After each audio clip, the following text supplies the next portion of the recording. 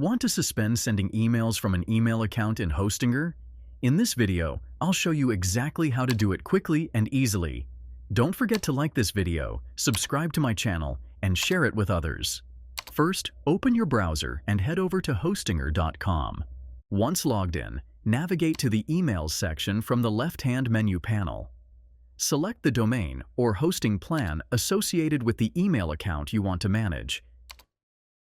You'll see a list of email accounts. Choose the specific email account you wish to suspend. Next to the email account, you'll notice a three-dot icon. Click on it and select Settings. A pop-up window will appear showing the email account settings. Find the option labeled Suspend Sending in the settings and toggle it on.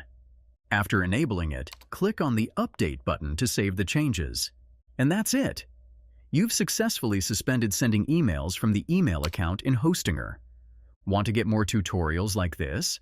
Hit the like button, subscribe to my channel, and share this video with others.